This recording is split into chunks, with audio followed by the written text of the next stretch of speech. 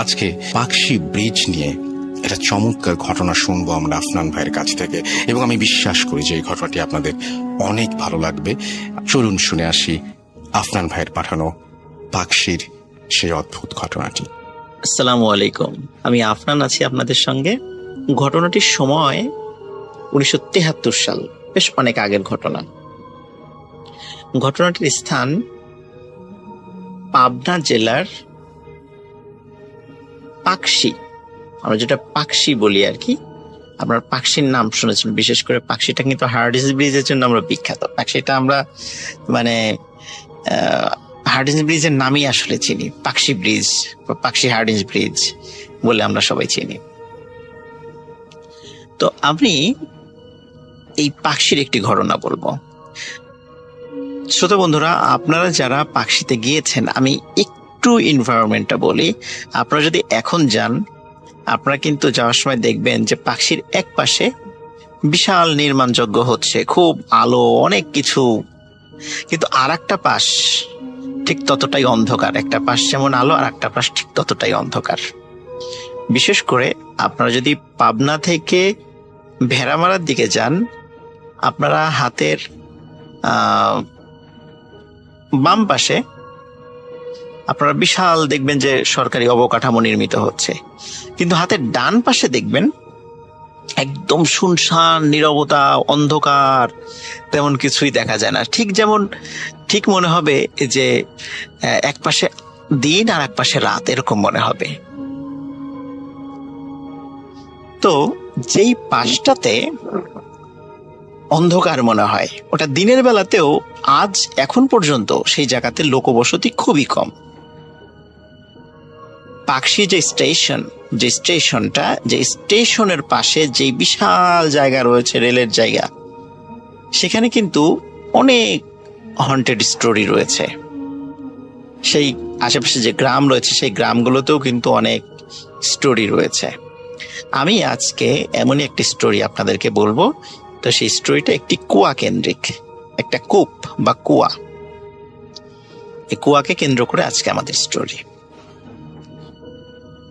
যারা পাকশিতে আছে, পাকশির যদি কেউ আমার এই গল্পটা শুনে থাকেন বা পাকশির ওদিকে কেউ গিয়েছেন, তারা আমার ঘটনার সঙ্গে একটু মিলিয়ে নিতে পারবেন। ঘটনাটি আমি শুনেছি পাকশিতে ফুরফুরা শরীফের একটি মাদ্রাসা রয়েছে। ওই মাদ্রাসারই একজন শিক্ষার্থীর কাছে আমি এই গল্পটি শুনেছি। সেই শিক্ষার্থীর নাম হচ্ছে হাফেজ নাইম। এই হাফেজ নাইমের কাছ থেকে আমি এই ঘটনাটি শুনেছি। তা আশা করছি আপনাদের ঘটনাটি সবার ভালো লাগবে। ঘটনাটির সময়কাল আমি আগে বলেছি 1973 সাল। হার্ডিঞ্জ ব্রিজ থেকে কেউ যদি পাকশির মেইন বাজারের দিকে যেতে যায়, এখন পর্যন্ত হাতের দুপাশে বিশাল বড় বড় গাছ রয়েছে, শতবর্ষী এক একটা গাছ। এখনো সেদিক মানে আপনার দিনের বেলা যেতে গা ছমছম করে উঠবে। সে পাকা, এখন তো পাকা রাস্তা হয়েছে, দুই পাশে গাছগুলো রয়েছে। তো আমরা যদি ওই দিকে যেতে থাকি, যে যাওয়ার সময় হাতের ঠিক বাম পাশে আমাদের বেশ একদম ফাঁকা জায়গা পড়বে। আর ওই ফাঁকা জায়গাটা আরেকটু পার হয়ে গেলেই মানে পদ্মা নদী। ওই জায়গাগুলোতে এখনো ওইভাবে জনবসতি নেই। তো ওই জায়গাতে একসময় বেশ একটু ঝোপঝাড় এরকম ছিল আর কি। ওই ঝোপঝাড়ের মধ্যে ব্রিটিশ পিরিয়ডের একটি কুয়া ছিল। বলা হয় যে হার্ডিঞ্জ ব্রিজ যখন তৈরি করা হয়, ওই তৈরি করার সময় খাওয়ার পানির প্রয়োজন ছিল, তখন ওই জায়গাটাতে একটা কুয়া খনন করা হয়েছিল। তো ওই কুয়াটা মানে ওরকমই পড়ে আছে, এরকম বলা হতো আর কি, ওই ঝোপঝাড়ের মধ্যে। অনেকেই কিন্তু ওই ঝোপঝাড়ের ওদিকে দেখা যেত যে আপনার গরু ছাগল এগুলো বেঁধে রাখতো, এরকম কিন্তু হতো। তো এভাবেই যখন একটা সময় আস্তে আস্তে যখন ঝোপঝাড় কমে আসে, কুয়ার ওই জায়গাটা উন্মুক্ত হয়ে পড়ে। কুয়ার মধ্যে কিন্তু পানি ছিল, কুয়ার মধ্যে পানি ছিল, এবং কুয়া কেন্দ্রিক কিছু অদ্ভুত কথা প্রচলিত ছিল। যেমন ওই কুয়াটা কিন্তু খুব বেশি গভীর ছিল না, নিচে পানি দেখা যেত, কিন্তু ওই কুয়াতে যদি কেউ শব্দ করত কোনো প্রতিধ্বনি ফিরে আসতো না। আমরা দেখেছি, আমরা তো নর্মালি জানি সাধারণত 16.5 মিটার দূরত্ব যদি কম হয় তাহলে কিন্তু আমরা কোনো প্রতিধ্বনি পাই না, কিন্তু ওই কুয়াটি প্রায় 20 মিটারের মতো গভীর ছিল, মানে নিচের পানিটা দেখা যেত প্রায় 20 মিটারের মতো গভীর ছিল, কিন্তু ওখানে কোনো শব্দ করলে কোনো প্রতিধ্বনি ফেরত আসতো না। এটা অনেকেই চিন্তা করতো কি ব্যাপারে, এই কুয়াতে কথা বললে কথা ফেরত আসে না। আর একটা বিষয় হলো, ওই কুয়াতে অদ্ভুত কিছু শব্দ হতো। শব্দ বলতে কেমন, যে মনে হতো যে কুয়ার পানির মধ্যে বড় বড় মাছ রয়েছে, এরকম মাছের মতো শব্দ, মাছ যেভাবে পুকুরে শব্দ করে এরকম শব্দ হতো। আর একটা বিষয় হতো, সেটা হচ্ছে যে কেউ যদি খুব মানে ভালো করে কুয়ার মধ্যে যদি কান পাতত, তখন ওর মধ্যে অসংখ্য মানুষের কথা বলার শব্দ শোনা যেত। এই টাইপের বিষয় ওখানে ছিল। অনেকের কাছে এই কথাগুলো মানে প্রচারিত হয়ে যায় যে ওখানে এরকম এরকম আছে, তো অনেকেই কুয়ার ওখানে দেখতে যায়। কেউ কান পাতলে কেউ শব্দ শোনে, কেউ শোনে না, কিন্তু ওই যে ভেতরে যে মাছ রয়েছে, ওরকম পানি নড়াচড়া করে উঠতো, বা মাছ যেভাবে একটু ঢেউ সৃষ্টি করে ওরকম ঢেউ সৃষ্টি হতো। তো এইরকম মোটামুটি সবাই দেখতো। এবং এটা ঠিক যে এই যে শব্দ করলে যে শব্দ ফেরত আসতো না, এটাও ঠিক, এটাও সবাই করতো। কিন্তু ওই যে কান পাতলে যে অনেক মানুষের কথাবার্তা বলার শব্দ, এই জিনিসগুলো সবাই সবসময় শুনতো না, কেউ শুনতো কেউ শুনতো না, বিষয়টা এমন ছিল। তো এর মধ্যে ঘটনাটি যেটা ঘটে আর কি, তো এই ঘটনাটি যার সঙ্গে ঘটেছিল ওনার ছেলেকে ওই মানে মাদ্রাসায় ভর্তি করিয়েছিল। তো ওই ভর্তি করানোর পরে ওই ছেলের যে সহপাঠী, এই সহপাঠীর কাছ থেকে হাফেজ নাইমের কাছে গল্প করেছে যে আমার বাবার সাথে একটা ঘটনা ঘটেছিল। তো ওই ঘটনাটি বেসিক্যালি আমি সংগ্রহ করতে পেরেছি, সেটি আপনাদের সাথে এখন শেয়ার করছি। তো এই যে মুরব্বী, তো এই মুরব্বী যিনি ছিলেন ওনার নামটা কিন্তু আমি আসলে জানতে পারি নাই, বা আমি একবার হালকা শুনেছিলাম, আসলে আমার মনে নেই ওনার নামটা আসলে কি।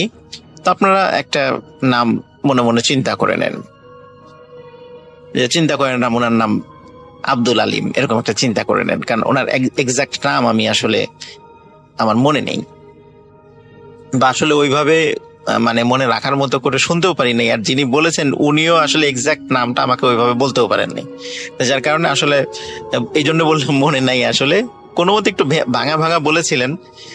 যাই হোক, তো ধরে নেন যে না, তার নাম হচ্ছে আব্দুল আলিম। তো এই আব্দুল আলিম উনি তখন বেশ মানে কিশোর বয়সী। তখন উনি এবং ওনার কয়েকজন বন্ধু বান্ধব ওনারা চিন্তা করেন যে ওই কুয়াতে খালি শুনি মাছ আছে, আমরা আজকে 4 বন্ধু মিলে ওখানে মাছ ধরতে যাব, আমরা বড়শি ফেলবো, দেখি আসলে ওখানে আমরা মাছ পাই কিনা। তো সত্যি ওনারা 4 বন্ধু মিলে সেখানে বড়শি নিয়ে যান। এই আমি কিন্তু ঘটনা বলছি সব দিনের বেলার ঘটনা, এখন যা হচ্ছে সব দিনের বেলা। তো উনি বড়শি নিয়ে সেখানে যান, উনি সহ ওনার 4 বন্ধু, আব্দুল আলিম এবং তার 4 বন্ধু, মানে তার আরো 3 বন্ধু, টোটাল 4 জন সেখানে যান। যাওয়ার পরে বাস তারা সেখানে বড়শি ফেলেন। ঠিক অনেকক্ষণ হয়ে যায়, কিন্তু কোনো মানে বড়শির যেই যারা আধার ফেলেছে সেখানে কোনো মাছের কোনো উপস্থিতি, কোনো মাছ কোনো আধার খায়ও না, কিছুই না। অথচ তারা কিন্তু কুয়ার পানিতে দেখছে যে পানি নড়ে উঠছে, তার মানে নিচে কিছু আছে। এইভাবে যখন প্রায় 3 ঘন্টা, 3.5 ঘন্টা, 4 ঘন্টা হয়ে যায়, সবাই অধৈর্য হয়ে যায় যে ধুর, এখানে আসলে কিছুই নাই, নিচে মনে হয় ব্যাং ট্যাং আছে, বা ওই দূরে তো পদ্মা নদীর সাথে এই কুয়ার কোনো সংযোগ রয়েছে, যার কারণে এই পানিটা এইখানে চলে আসছে, এরকম তারা চিন্তা করে। আর যদি থেকেও থাকে কোনো ব্যাং ট্যাং এই টাইপের কিছু থাকতে পারে, এখানে কোনো মাছ নাই, মাছ থাকলে এতক্ষণে অবশ্যই আমাদের বড়শির ছিপে আমাদের টান পড়তো। এদিকে তিনজন অধৈর্য হয়ে বলে যে আমরা চলে যাব। কিন্তু আব্দুল আলিম উনি আর যেতে রাজি না। উনি বলে যে না, আজকে আমি দেখেই ছাড়বো আসলে মাছ এখানে আছে কিনা। খালি শুনি যে এখানে বিশাল বিশাল মাছ আছে, কই আজকে দেখবো মাছ আছে কিনা। ওদিকে তিনজন বলে যে ঠিক আছে তুই থাক, আমরা গেলাম। তারা মোটামুটি হাসি তামাশা করে, আব্দুল আলিমের দিকে তাকিয়ে হাসি তামাশা করে তারা তাদের মতো হাঁটা দেয়। দিকে আব্দুল যখন ওই তিনজন চলে যাচ্ছে, বেশ দূরে চলে গেছে, মানে এতটুকু দূরে যে চিৎকার দিলে বা কোনো ডাক দিলে তারা শুনতে পারবে, এতটুকু দূরে স্পষ্টভাবে আর কি শুনতে পারবে। তখন হঠাৎ করে আব্দুল আলিম তার বড়শির ছিপে টান অনুভব করে। কিন্তু আব্দুল আলিম চিন্তা করে এখন যদি মাছ ধরি তাহলে তো আবার ওরা চলে আসবে, চলে আসলে তখন আবার দেখা গেল আমি মাছ পেলাম না, ওরা মাছ পাওয়া শুরু করলো। তখন আর উনি কিছু বলেন না, উনি কিছু বলে নাই। কিন্তু দেখা যাচ্ছে যে ওই ছিপের টানটা বেশ আস্তে আস্তে ভারী বা কঠিন হয়ে আসছে, এবং উনি কিছুতেই মানে ছিপটা উপর দিকে টেনে তুলতে পারছেন না। যখন টেনে তুলতে পারছে না, তখন সে চেষ্টা করছে, আপ্রাণ চেষ্টা করছে, কিন্তু টেনে তুলতে পারছে না। এদিকে কি হয়, তার যে তিন বন্ধু হঠাৎ করে ধপাস করে একটা জোরে শব্দ শোনে। ওরা বলে কি ব্যাপার, এত জোরে শব্দ হলো কিসে, পানির মধ্যে মানে কোনো জিনিস কি পড়লো। তাকিয়ে দেখে ওই কুয়ার কাছে আব্দুল আলিম নাই। তখন তিন বন্ধু চিন্তা করে কি ব্যাপার, এত জোরে শব্দ হলো, আব্দুল আলিমের মধ্যে পড়ে গেল। ওরা দৌড়ে ওই কুয়ার কাছে যায়। কুয়ার কাছে যাওয়ার পর দেখে যে ওইখানে বর্ষিও নাই, কিছুই না, আব্দুল আলিমও নাই। কিন্তু কুয়ার মধ্যে একটা অদ্ভুত জিনিস হচ্ছে। আমরা অনেক সময় নদীতে যে পাক সৃষ্টি হয় না, বা ঘূর্ণিঝড়ের মধ্যে যেটা সৃষ্টি হয়, কুয়ার পানিতে ওইরকম ঘূর্ণিঝড়ের মতো সৃষ্টি হয়েছে, ওরকম পাক সৃষ্টি হয়েছে। ওই তিনজনই বুঝতে পারে এটা কোনো স্বাভাবিক বিষয় নয়। তখন তারা চিৎকার চেঁচামেচি শুরু করে, এবং একজন ওখানে থাকে আর দুইজনকে বলে দৌড় দিয়ে যাও, আশেপাশে যত লোক আছে সবাইকে ডেকে নিয়ে আসো। তখন ওদের আর ভাগ্য ভালো, বেশি দূর যেতে হয়নি। দেখে যে একটা ভ্যান যাচ্ছে, ভ্যানে আবার কয়েকজন যাত্রী যাচ্ছে। ওই যাত্রীর মধ্যে একজন হুজুর টাইপের একজন লোক ছিলেন। তখন ওরা বলে যে আমার বন্ধু এই যে পানির মধ্যে পড়ে গেছে, দেখেন পানিতে কেমন হচ্ছে, পাক হচ্ছে, আপনারা একটু তাড়াতাড়ি আসেন, আমার বন্ধুকে উদ্ধার করতে হবে। তখন তারা সবাই দৌড়ে সেখানে চলে আসেন। কিন্তু কুয়ার ভিতরের অবস্থা দেখে কারো কিন্তু কোনো সাহস হয় না ওর মধ্যে নামার, কারণ পানি পাক খাচ্ছে। তো তখন ওই হুজুর টাইপের যিনি লোক ছিলেন, তখন উনি একটা কাজ করেন। সেটা হচ্ছে উনি একটি মাটির একটি টুকরা উঠান, শুকনা মাটির টুকরা, সেখানে একটু দোয়া পড়ে ওই টুকরাটি পানির মধ্যে ফেলে দেন। অদ্ভুত ব্যাপার, পানির মধ্যে ফেলে দেওয়ার সাথে সাথে কুয়ার পাক বন্ধ হয়ে যায়, এবং নিচ থেকে মানে পানির মধ্য থেকে হঠাৎ করে ওই আব্দুল আলিমকে মনে হলো কেউ যেন ছুঁড়ে বাইরে ফেলে দিল।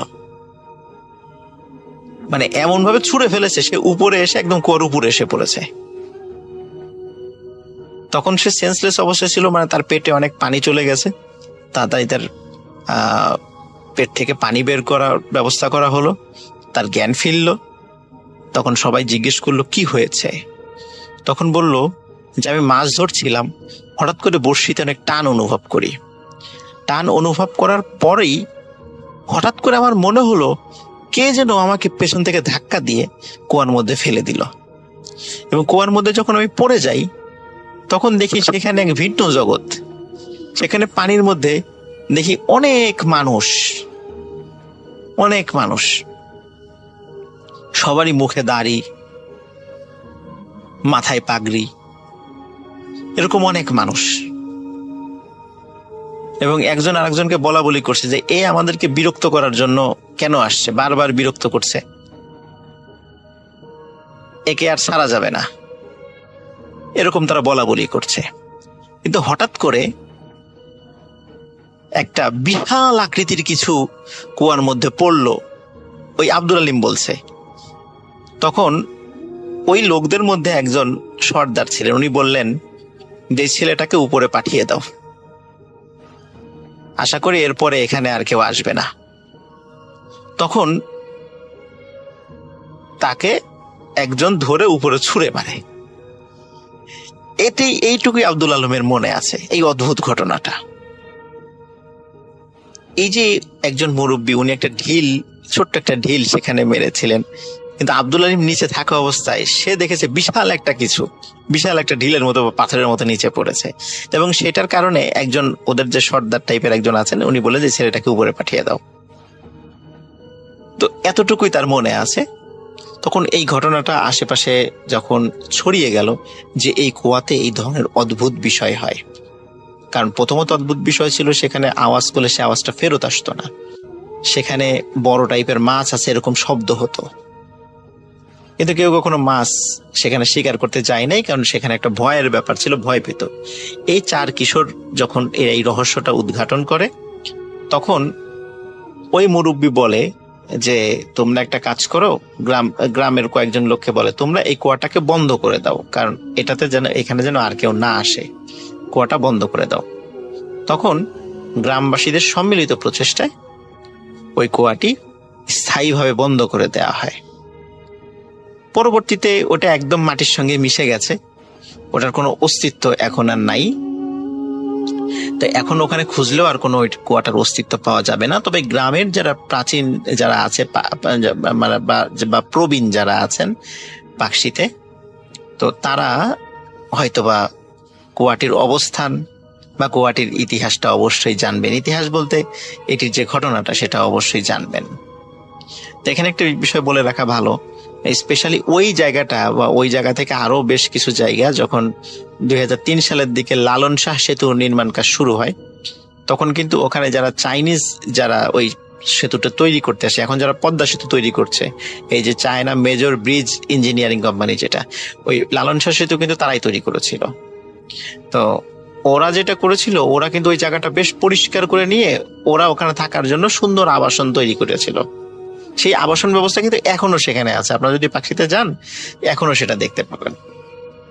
ওরা তো চলে গেছে, কিন্তু ওই জায়গাটা পুলিশ এবং আনসার ক্যাম্প হিসাবে ব্যবহৃত হয়। আপনারা যদি পাকশিতে যান এখনো সেই জায়গাটা দেখতে পাবেন, যে জায়গাটা এখন ওইভাবে ব্যবহৃত হচ্ছে। তো ওরা ওইভাবে আরো সুন্দর করে পরিষ্কার করে ফেলেছে। এখন কুয়ার কোনো ধরনের কোনো অস্তিত্ব এখন আর নাকি বোঝার কোনো উপায়ই নাই, আগেও ছিল না, এখন তো আরো নাই। তো এটি ছিল ঘটনা। আশা করি সবার ভালো লেগেছে। সবাই ভালো থাকবেন, সুস্থ থাকবেন। আসসালামু আলাইকুম। আমরা চলে যাব আমাদের পরবর্তী অতিথির কাছে। আপনার নামটা প্লিজ একটু বলবেন, আপনি কোথা থেকে এসেছেন সেটা বলবেন, তারপরে আপনার ঘটনায় যাব। আমি আরমান হোসেন, আমি এসেছি ধানমন্ডি থেকে। তো আমার সাথে ঘটে যাওয়া আরেকটা ঘটনা আমি শেয়ার করছি। এটা সম্পূর্ণ আমার সাথে ঘটে যাওয়া ঘটনা। ঘটনাটি অনেক আগের, তখন আমি ক্লাস 8 কি 9-এ পড়ি। তো তখন ছিল রমজান মাস। তো রমজান মাসের সময় আমরা সেহরির জন্য উঠি। আমার ঘরে আমার মা আর আমরা 2 ভাই ছিলাম, আর একটা ছোট বোন ছিল। তো আম্মু অনেক জোর করে আমাদেরকে আসলে আমরা ঘুমাইতে চাচ্ছিলাম, সেহরি করে ঘুমিয়ে যেতে চাচ্ছিলাম। তো তখন আম্মু বলে যে যা তোরা নামাজ পড়ে আয়। তো নামাজ পড়তে যাওয়ার আমাদের অনেক দেরি হয়ে গেছে। তখন প্রায় জামাত শেষ হয়ে গেছে, সব মুসল্লিরা বাসায় ব্যাক করে ফেলেছে। তো মসজিদে কেউ ছিল না, বাট মসজিদের লাইটটা জ্বালানো ছিল। আমি একটু উল্লেখ করে রাখি যে মানে আমাদের বাড়ির সামনে যে মসজিদটা ছিল, মসজিদটার ইলেকট্রিসিটি অপারেট হতো একটা ঘর থেকে, যে ওই ঘর থেকে আপনি চাইলে মসজিদের সব ইলেকট্রিসিটি অফ করে দিতে পারবেন। তো আমি আসলে মসজিদে যাই আমার ছোট ভাইকে নিয়ে। তো ছোট ভাই অনেক ছোট ছিল, ক্লাস 2-তে আর 3-তে এরকম পড়ে। তো আমরা মসজিদে যাওয়ার পরে আমি অজু টজু করি। আমার ছোট ভাইও তখন অত কিছু বুঝে না, আমার সাথে অজু টজু করে নামাজ পড়তে আসে। তখন আমি 2 রাকাত পড়ার পরে সেকেন্ড 2 রাকাত পড়ার সময় হঠাৎ করে ওই ঘর থেকে মসজিদের সব ইলেকট্রিসিটি বন্ধ করে দেওয়া হয়। লাইক এখন তো কেউ নামাজ পড়বে না, এই জন্য মসজিদের লাইট জ্বালায় রাখাটা আসলে ঠিক হবে না, এই জন্য হয়তো বা বন্ধ করে দেওয়া হয়। তো আমি অন্ধকারের ভিতরেই নামাজটা শেষ করি। তখন হচ্ছে মানে সেহরির পরে সূর্য উঠতে একটু দেরি হতো, একটু সময় নিত। অন্ধকারটা ছিল এমন যে কিছু দূর দেখা যায়, বাট চেহারা স্পষ্ট বোঝা যায় না। কিছু দূর মানে 15-20 হাত পর্যন্ত দেখা যায়, কিন্তু কোনো কিছু বোঝা যায় না। তো আমাদের মসজিদ থেকে বের হয়ে ইটের রাস্তা ছিল। তো আমি যখন নামাজ পড়ে বের হলাম, ইটের রাস্তা দিয়ে নর্মালি কোনো কেউ যাতায়াত করলে বা কোনো রিক্সা যাতায়াত করলে আসলে একটা শব্দ হয়, ইটের রাস্তারও একটা শব্দ হয়, আবার রিক্সারও একটা শব্দ হয়। তো আমি মসজিদ থেকে বের হয়ে রাস্তায় আসার সাথে সাথেই আমার সামনে দিয়ে একটা রিক্সা পাস করলো। অনেক ঝনঝন আওয়াজ করে রিক্সা পাস করলো। আসলে এমনি নর্মালি রিক্সার আওয়াজটা কিন্তু নর্মাল ডেতে অনেক দূর পর্যন্ত শোনা যায়, ঠিক আছে। তো আমি রাস্তায় বের হয়েছি, রাস্তায় বের হওয়ার সাথে সাথে দেখলাম যে আমার রাস্তার অপোজিটে একটু দূরে আমাদের পারিবারিক কবরস্থান। তো কবরস্থানের ওইখানে কেউ একজন দাঁড়িয়ে কবরের দেয়ালের মধ্যে হাত রেখে কান্না করতেছে। তো আমি আসলে তখন আমার কোনো সেন্স কাজ করে না যে আমি কি করতেছি বা আমি কি করব, এরকম কোনো সেন্স কাজ করে না। আমার ছোট ভাই আমার পিছনে ছিল। তো আমি আস্তে আস্তে বাড়ির দিকে মুভ না করে আমি ওই যে কবরস্থানে দাঁড়িয়ে থাকা ওই লোকটার দিকে মুভ করছিলাম। তো আমার সন্দেহ হলো আমার বাড়িতে মুয়াজ্জিন, যিনি আমাদের মসজিদের মুয়াজ্জিন, যিনি উনি আমার জ্যাঠা। তো আমি সন্দেহ করছি যে হয়তোবা আমার জ্যাঠা হবে, উনি কবর জিয়ারত করে হয়তোবা দোয়া টোয়া করতেছে। অনেক সময় দেখা যায় যে দোয়ার সময় মানুষ কান্না টান্না করে, এরকম। তো আমি আসলে দূর থেকেই প্রথমবারই একটু যাওয়ার পরেই আমি ডাক দিলাম যে জ্যাঠা নাকি, বাট ওই দিক থেকে কোনো আওয়াজ আসছে না, ওই দিক থেকে সম্পূর্ণ চুপ। আমি তখন আমার ছোট ভাই আমাকে পরে এটা শেয়ার করে যে ও আমার হাত ধরে টানছিল যে ভাইয়া বাড়ির দিকে আসো, এটা ঠিক হচ্ছে না। বাট আমি কোনো কিছু তোয়াক্কা না করে আমি ওই দিকেই যাচ্ছিলাম, আমার কনসেন্ট্রেট সব ওই লোকটার দিকেই, যে কবরস্থানের পাশে দাঁড়িয়ে আছে। তো আমি এক কদম 2 কদম আস্তে আস্তে তার দিকে যাচ্ছিলাম এবং তাকে ডাকছিলাম যে জ্যাঠা আপনি কি কান্না করতেছেন অথবা কবর জিয়ারত করতেছেন। আমি ডাকতে প্রায় ওনার সাথে আমার সাথে ডিস্টেন্স হবে 3 কি 4 হাত। তো 3-4 হাত ডিস্টেন্সে আমি একটু রাগান্বিত স্বরে ডাকলাম যে জ্যাঠা নাকি, আপনি কথা বলতেছেন না কেন, ঠিক আছে। তো 3-4 হাত দূরত্ব থেকে ওই অবয়বটা আমার দিকে ফিরলো। মানে তখন রাসেল ভাই আমার সিচুয়েশনটা এমন, আমি আসলে কি করব বুঝতেছি না, আমি আসলে কি করে ফেলেছি সেটাও বুঝতেছি না। তো উনি যখন আমার দিকে মুখটা ঘোরালো, মুখটা দেখে আমি একেবারে অবাক। মুখটার এক্সপ্রেশন আমি কিভাবে দিব, মানে কারো মুখ যদি আগুনে জ্বলে যাওয়ার পরে যেই পোড়া মাংসগুলো নিচের দিকে ঝুলে থাকে, চেহারাটা অবিকল তেমন, মানে মনে হচ্ছে যে তার চেহারাটা যেন কেউ একজন ঝলসে দিয়েছে, ব্যাপারটা এরকম। তো আমি আসলে খুবই খুবই ভয় পেয়ে যাই। আমি পরে জাস্ট আমার মনে আছে যে আমি আরেকবার বলছিলাম যে আপনি জ্যাঠা না। তো এইটার পরে আসলে আমি আর নিজেকে ধরে রাখতে পারি নাই, আমি সেন্সলেস হয়ে পড়ে যাই। তো পরে 3 ঘন্টা পর আমার জ্ঞান আসে, আমার কাকা আর কি আমাকে সেখান থেকে নিয়ে আসে। পরে আমি জ্ঞান আসার পরে কাকাকে জিজ্ঞেস করলাম, কাকা বললো যে তুমি কবরস্থানের সামনে শুয়েছিলাম, সেন্সলেস অবস্থায় পড়েছিলাম, আমরা তোমাকে সেখান থেকে নিয়ে আসছি। এবং আমার ছোট ভাই বলে যে তুমি মসজিদ থেকে বের হওয়ার পরেই তোমার সেন্স ছিল না, তুমি আসলে আমি বাড়ির দিকে টানতেছিলাম তোমাকে, তুমি আমার দিকে আসতেছিল না, তুমি কবরস্থানের দিকে যাচ্ছিলা। এই ছিল আমার ঘটনা। ধন্যবাদ আপনাকে। আমরা চলে যাব আমাদের পরবর্তী অতিথির কাছে। আপনার নামটা প্লিজ একটু বলবেন, আপনি কোথা থেকে এসেছেন সেটা বলবেন, তারপরে আপনার ঘটনায় যাব। আমরা চলে যাব এখন একটা অডিও ক্লিপে এবং সেই অডিও ক্লিপটা শুনে আসবো, তারপরে আবারও ফিরে আসবো। সেই পর্যন্ত আমার সঙ্গেই থাকুন। আসসালামু আলাইকুম রাসেল ভাই, আমি আশিক মোহাম্মদ। আমার জীবনে ঘটে যাওয়া একটা ঘটনা আজকে শেয়ার করব। আমার বাসা রাজশাহীতে এবং নাগরীর মেহেরচণ্ডী পূর্বপাড়া এলাকায়। ঘটনার পর থেকে আমার জীবন প্রশ্নবিদ্ধ।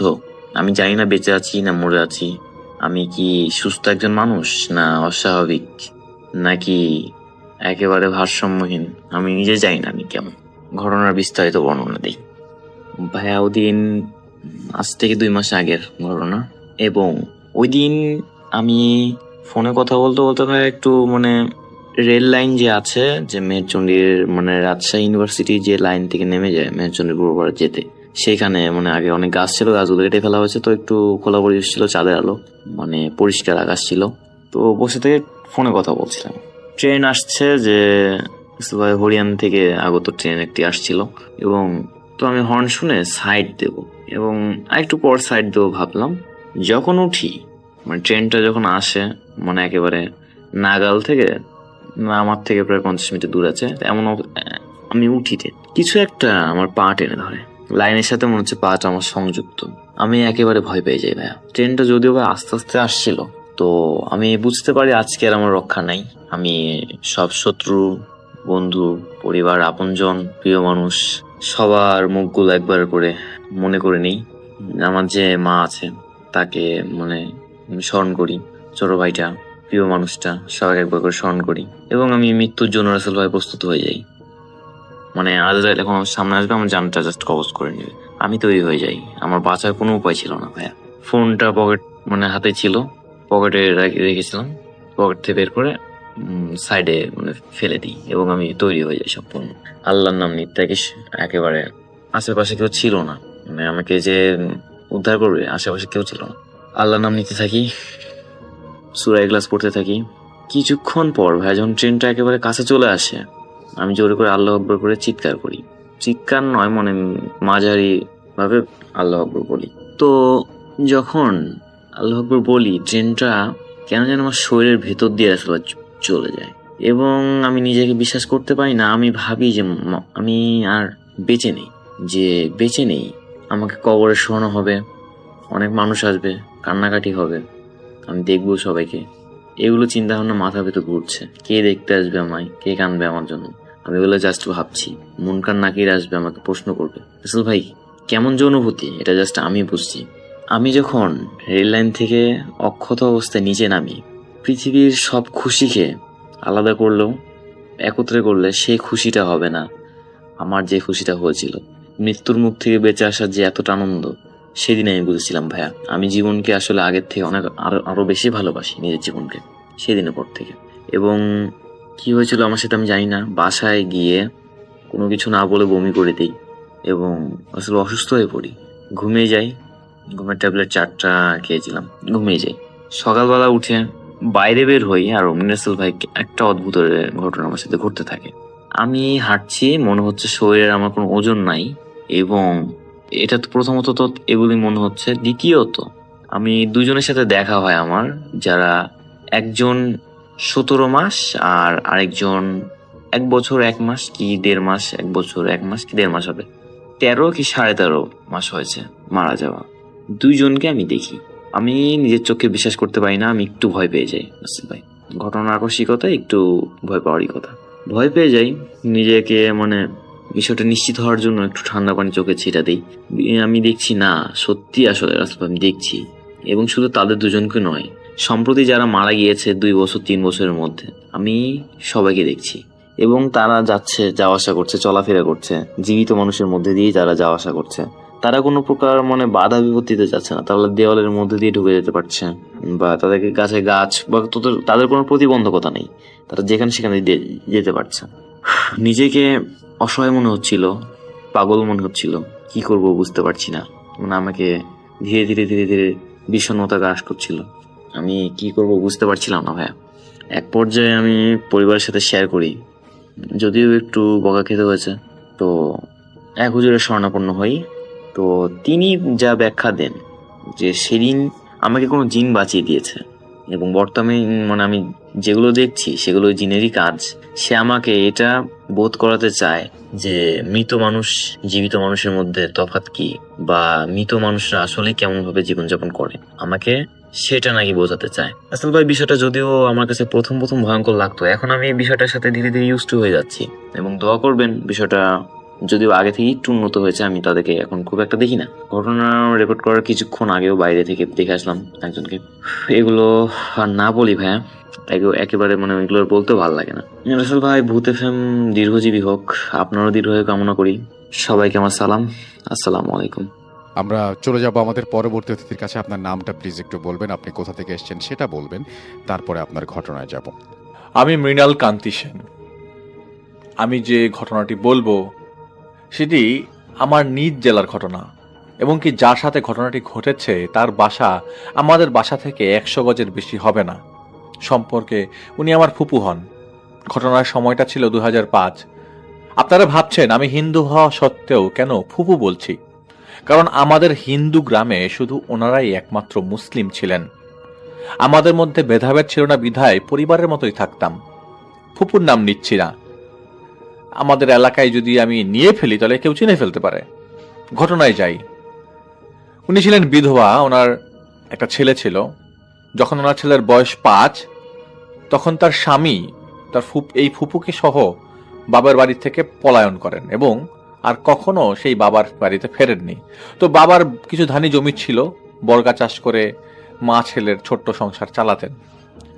তো বাড়ির বর্ণনা দিতে গেলে এরকম যে ছোট একটি পরিবারের বাবা মা, ফুপুর ছেলে ঘর এক ঘর, এবং বড় ভাইয়ের এক ঘর, ছোট ভাইয়ের এক ঘর এবং ফুপুর আলাদা ঘর। পূর্ব পশ্চিম দক্ষিণ দিকে ধানি জমি, অনেক দূর পর্যন্ত ফাঁকা, উত্তরে আমাদের হিন্দু গ্রাম। যে সময়ের ঘটনা, সময়টা ছিল আমন ধানের সিজনের শেষের দিকে। আপনারা জানেন ধান কেটে বাড়ি এনে সিদ্ধ করে শুকাতে হয়। তার রাতে তার বড় ভাবি সহ ধান সিদ্ধ করেন সকালে শুকানোর উদ্দেশ্য করে। পরের দিন সকালে ধান শুকাতে হবে মাটির রাস্তায়। তো আপনারা জানেন যারা গ্রামের রাস্তায় সচরাচর অনেক গ্রামের রাস্তাই মাটির। তো সকালে রাস্তা আগে দখল করার জন্য ফুপুর ভাবি মানে আমার চাচি ঝাড়ু নিয়ে আগে ভাগেই রাস্তা, এরকম 2005 সালের দিকে পাকা রোড হওয়ার, তখন পাকা রোড ছিল না, তো চাচি রাস্তা ঝাড় দিচ্ছেন। তারা ধান শুকাবেন আর কি। তো রোদ একটু বেশি হলে সিদ্ধ করা ধান নিয়ে যাওয়ার উদ্দেশ্য তাদের। সকাল 9টার দিকে ফুপু ধান ডেলি করে নিয়ে সেখানে নিয়ে যান। গিয়ে দেখেন রাস্তায় ধুলা গাছের পাতা যেমন ছিল তেমন পড়ে আছে। তো ফুপু বাড়ি গিয়ে চাচির সাথে বকাবকি করে আবার নিজেই ঝাড়ু নিয়ে রাস্তা পরিষ্কার করার উদ্দেশ্যে যান। রাস্তার ঝাড় দেওয়ার শেষ পর্যায়ে সোনার একটা নাক ফুল পরে থাকতে দেখেন তিনি। তো ওনার ভাবি যেহেতু আগে এসে ঝাড়ু দিয়ে গেছেন, তো ফুপু ভাবেন এটা হয়তো তার ভাবির হবে, নাক থেকে খুলে পড়েছে, খেয়াল করেনি। এই ভেবে তুলে নেন যে খাওয়া নিয়ে পরে দিয়ে আসবো। তো কাজে কাজে দিন যায়, এরই মাঝে ফুপু খেয়াল করে যে ওনার ভাবির নাকে ফুল ঠিকই আছে। তো উনি ব্যাপারটা চেপে যান, তো অন্য মানুষ হতে পারে, কারোর সাথে শেয়ার করেন না। তো কয়েক বছর পর হঠাৎ করে সেই নাকের ফুলের কথা মনে পড়ে।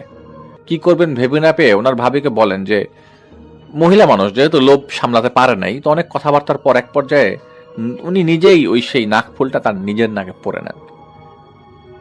সেদিন রাতে তিনি ঘুমিয়েছিলেন, স্বপ্ন দেখেন দূর থেকে কেউ যেন এসে ওনাকে ডাকছে, কিছু বলতে যাচ্ছে, কিন্তু ফুপি কিছুই বুঝতে পারছে না।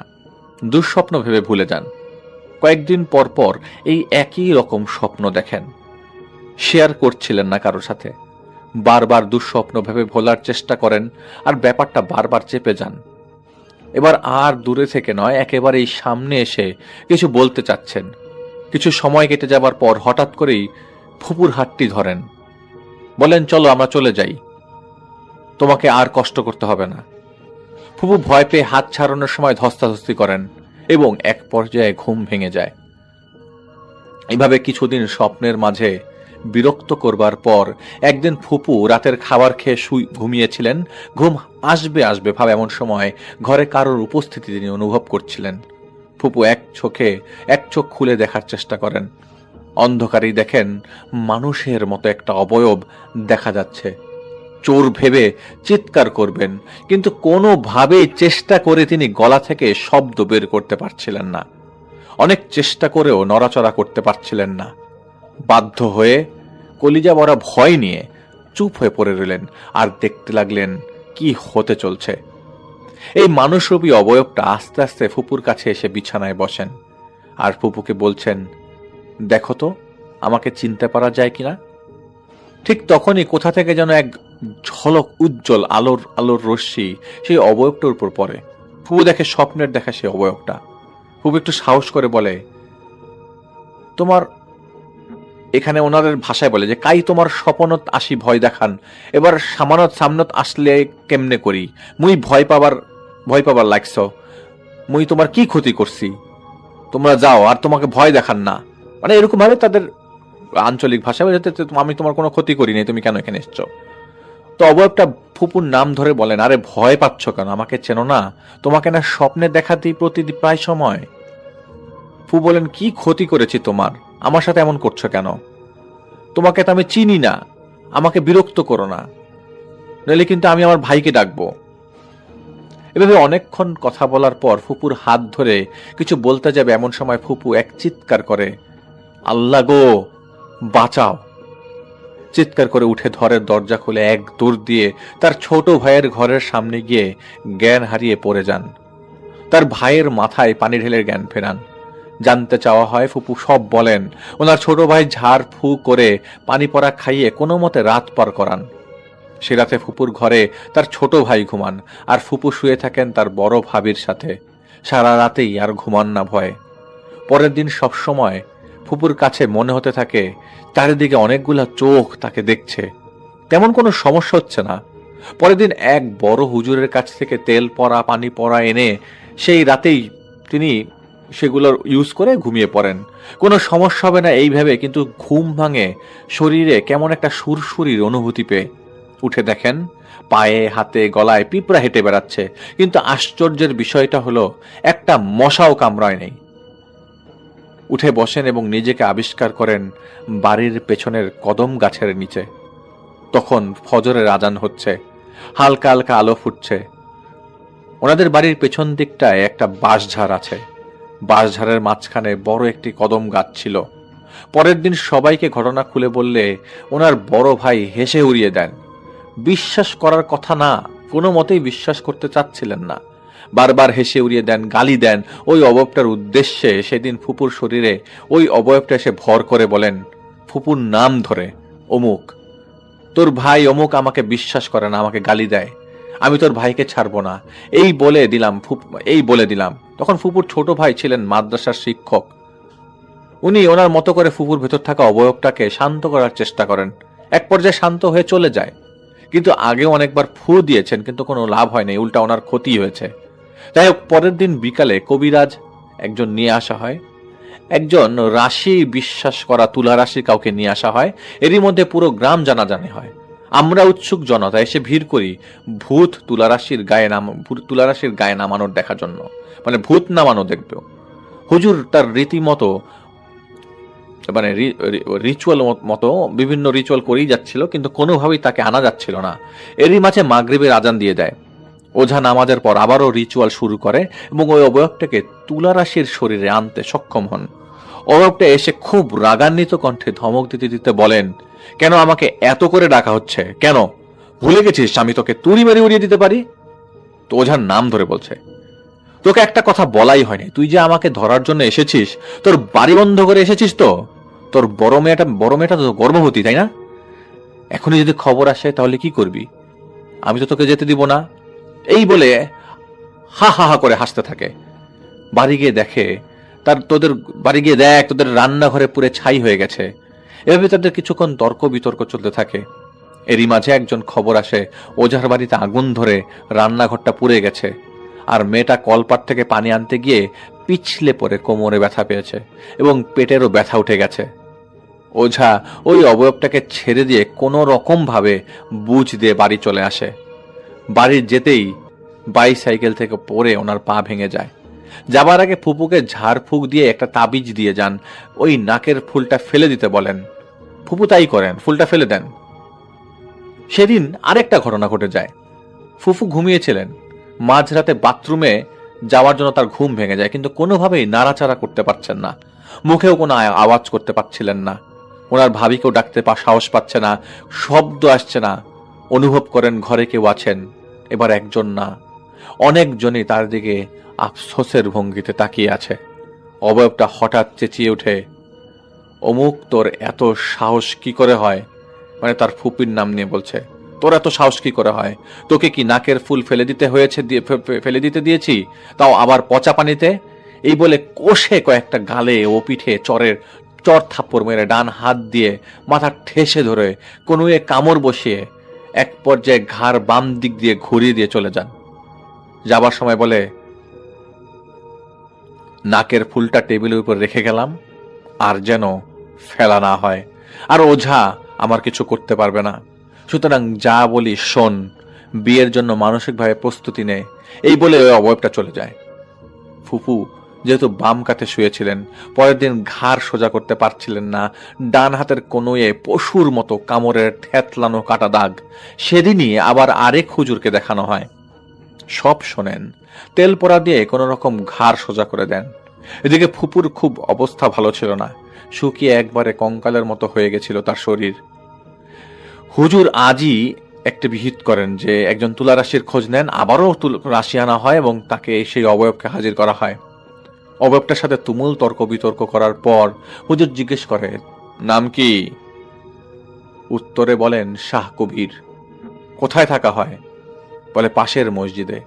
এই মহিলা তোমার কি ক্ষতি করেছে, কেন ধরলা? উত্তরে বলেন, একজন শুক্রবার দুপুরে চুল ছেড়ে দিয়ে রাস্তায় গেছিল, আমার খুব ভালো লেগেছে। পরের দিনই সোনার একটা নাকের ফুল দিছিলাম, ও পড়েছে, আমার বউ হয়েছে, এখন আমি ওকে নিয়ে যাব, আমাকে ছেড়ে দেন, আমি ওকে নিয়েই যাব, কেউ ঠেকাতে পারবে না বলেই হাসি দিয়ে হা হা করে হেসে ওঠেন। হুজুর বলেন, তুই তো ওকে নিতে পারবি না, তুই ছেড়ে যাবি কিনা সেটা বল। অবয়ব ছেড়ে যাবে না, অনেক করে বোঝানোর পরেও যাবে না। অবশেষে কাঁচা বাঁশের কঞ্চি আনা হয় এবং তুলারাশির ছায়ায় মারতে আরম্ভ করা হয়। মার পড়ার সাথে সাথেই সে কি অসম্ভব চিৎকার!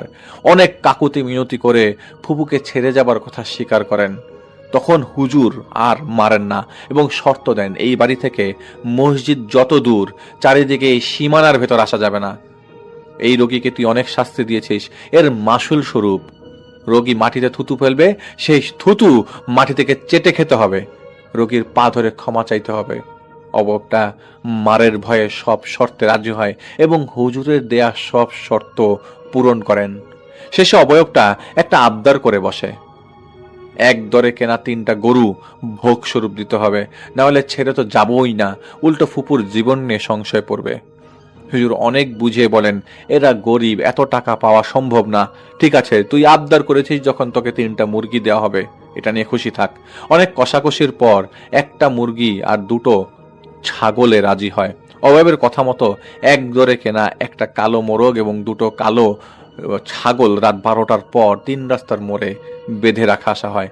পরের দিন ধানি জমির ফাঁকা মাঠে চামড়ার কিছু অংশ আর হাড় পরে থাকতে দেখা যায়। ওই হুজুর ফুপুকে কিছু উপদেশ দেন, কিছু আমল দেন, বাড়ি বন্ধ করে দেন। এরপর থেকে আর কোনো সমস্যা দেখা যায়নি। আশ্চর্যের বিষয় হচ্ছে, ঘটনা চলাকালীন ওই অবয়বটি মাঝরাতে আগুনের গোলাকার রূপ নিয়ে আসা যাওয়া করত। প্রতিদিন সকালবেলায় কারো না কারোর মুখে শুনতাম আমরা, কৌতূহল জগৎ আমিও দেখব। আমি কি করতাম, মাঝরাতে জেগে টিনের বেড়ায় ফুটো দিয়ে চোখ লাগিয়ে দেখতাম ওই কদম গাছের নিকে কিছু দেখা যায় কিনা, কিন্তু আজ পর্যন্ত আমার চোখে কিছু পড়েনি। বড় চাচারও কোনো ক্ষতি হয়নি। আমি নিজেই একজন অগোছল মানুষ, সাজিয়ে লিখতে না পারার জন্য আন্তরিকভাবে দুঃখিত। আমি মৃণাল কান্তি সেন, রংপুর থেকে বলছি। এই মুহূর্তে আমার সঙ্গে আছেন আপনাদের অত্যন্ত পছন্দের একজন মানুষ, যিনি হচ্ছেন আফনান ভাই। তাকে আমি বলেছিলাম এবং তিনি একটা ঘটনা পাঠিয়েও দিয়েছেন। তার সেই ঘটনাটি আমি এখন আপনাদের জন্য প্লে করছি। আশা করছি আপনাদের সবার ভালো লাগবে।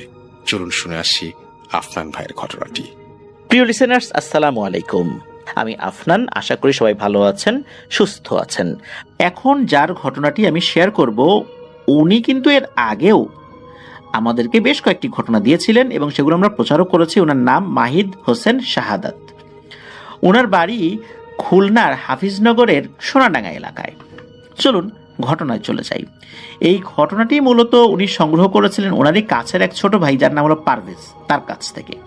আর পারভেজকে যিনি ঘটনা দিয়েছিলেন তার আপন বড় বোনের হাজবেন্ডের সাথে ঘটনাটি ঘটেছিল। আর পারভেজকে যিনি ঘটনাটি দিয়েছিলেন তার নাম হলো গালিব, মানে গালিব ভাই দুলাভাইয়ের সাথে ঘটনাটি ঘটেছিল আর কি। এই গালিব ভাইয়ের দুলাভাইয়ের নামটা আমরা সঙ্গত কারণে বলছি না, যেহেতু বিষয়টা বেশ স্পর্শকাতর হতে পারে এই জন্য। তো গালিব ভাইয়ের দুলাভাইয়ের নিজ বাড়িটা ছিল ঢাকার সাভারে, আর ওনার ব্যবসা ছিল চিটাগাং শহরে। তো উনি চিটাগাং থেকে ব্যবসা বাণিজ্য করতেন, প্রতি মাসে 3-4 বার করে বাড়িতে আসা যাওয়া করতেন। ওনার নিজের একটা প্রাইভেট কার ছিল, উনি সবসময় নিজেই ড্রাইভ করে যাতায়াত করতেন। ঘটনাটি ঘটেছিল মূলত তার রাতের বেলা, যখন আসা যাওয়া করার প্রয়োজন হতো, সবসময় তো আসা যাওয়া করতেন ওই যাতায়াতের পথের একটি জায়গায়। এই ঘটনাটি ঘটেছিল 2010 সালে, তখন বেশ গরম পড়েছে। তখন কিন্তু এই যেই ঢাকা চট্টগ্রাম যে 4 লেনের যে হাইওয়েটা, এই হাইওয়েটা তখনও এভাবে কমপ্লিট হয়নি। যেদিন রাত্রে ঘটনাটি ঘটে উনি প্রতিবারের মতো ওই নিজ গাড়ি চালিয়ে বাসায় ফিরছিলেন, ঢাকা ক্রস করে কুমিল্লার চিটাগাংয়ের কোনো একটি জায়গায় তখন উনি ছিলেন। হঠাৎ করে ওনার পানির পিপাসা পায়। উনি কিন্তু সবসময় গাড়িতে পানি রাখতেন, কিন্তু ওই দিন কোনো একটা কারণে উনি ভুলে গিয়েছিলেন বা চিন্তা করেছিলেন আছে তো পানি, এই জন্য বিষয়টা মাথায় ওইভাবে নেন নাই। উনি গাড়ি চালাতে চালাতে যখনই ওনার পাশে থাকা একটা জায়গায় হাত দেন যেখানে সাধারণত পানি থাকে, দেখলেন যে বোতল আছে কিন্তু বোতলে পানি নাই। তখন ওনার মনে পড়লো, আরে আমি তো পানি আনতে ভুলে গেছি। বেশ টেনশনেও পড়ে যান, কি করবেন এখন। তখন রাত আনুমানিক 2টো কি 3টা বাজে এমন। 2010 সালে ওই সময় কিন্তু এখন যেরকম আলোক উজ্জ্বল দেখা যায়, একটু দূরে দূরে বিভিন্ন হাইওয়ে রেস্টুরেন্টগুলো, ছোট ছোট দোকানগুলো, তখন কিন্তু এরকমটা ছিল না। এরকম 4 লেনের রাস্তা তো তখন হয়নি। তখন দোকানপাট যা দেখা যেত খুবই কম দেখা যেত। অনেক দূরে দূরে 2-একটা চায়ের দোকান দেখা যেত, অনেক দূরে দূরে নির্দিষ্ট জায়গায় শুধু হাইওয়ে রেস্টুরেন্টগুলো ছিল। তো উনি যেই জায়গাতে ছিলেন বা যেই জায়গাতে এসে ওনার খুব পিপাসা পায়, ওই জায়গায় একদম নীরবতা বিরাজ করছিল, কিচ্ছু নাই এমন একটা অবস্থা আর কি। উনি গাড়ির গ্লাসে চোখ রেখে গাড়ি চালাচ্ছেন, আশেপাশে ঘর বাড়ি আছে কিনা উনি দেখার চেষ্টা করছেন, যে গাড়িটা একটা পাশে থামিয়ে হয়তো সেই ঘর বাড়ি থেকে উনি পানি চাইবেন আর কি। এত পানি পিপাসা চেপেছে যে ওনার মনে হচ্ছে বুকের ছাতি ফেটে যাবে। এত পানি পিপাসা কিন্তু সাধারণত চাপে না, কিন্তু ওনার কোনো এক কারণে এত তেষ্টা পেয়েছিল। উনি যখন গাড়ি নিয়ে যাচ্ছিলেন উনি খালি দেখতে পাচ্ছেন দুই পাশে শুধু বড় বড় গাছগাছালি এগুলো। তো গাড়ি চালাতে চালাতে উনি ডিসাইড করেন যে না, আর আমি গাড়ি চালাতে পারবো না, পানি তেষ্টা হয়তো বা মরেই যাব, এখন কোনোভাবেই গাড়ি চালানো সম্ভব না। উনি ডিসাইড করেন যে উনি গাড়ি থেকে নামবেন, দেখবেন আশেপাশে পুকুর বা পানির কোনো উৎস পাওয়া যায় কিনা।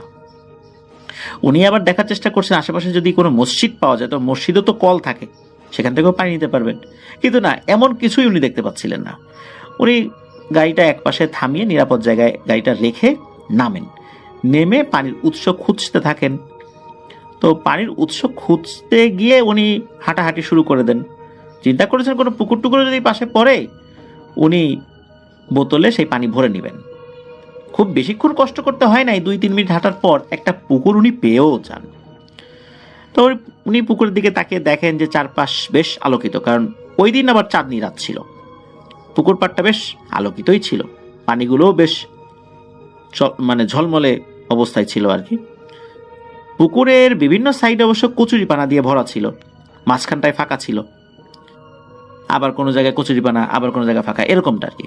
তো উনি যেই সাইডে গিয়েছিলেন ওই পাশটাতে আবার একটু কচুরিপানা ছিল। তো উনি কচুরিপানা হাত দিয়ে সরিয়ে বোতলে পানি ভরার জন্য বোতলটা যেই না আর কি ডুবাবেন, হঠাৎ করে কি হয়, ওই পানির তলা থেকে একটা হাত ভেসে ওঠে, আস্তে আস্তে পুরো একটা বডি ভেসে ওঠে। উনি দেখতে পান এই বডিটা একটা মহিলা মানুষের বডি এবং হাতটা উঁচু।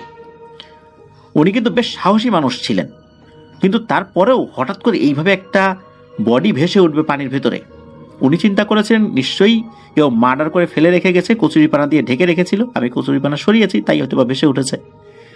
আর হাইওয়ে রোডে কিন্তু এই ধরনের ঘটনা কিন্তু হরহামেশাই ঘটে।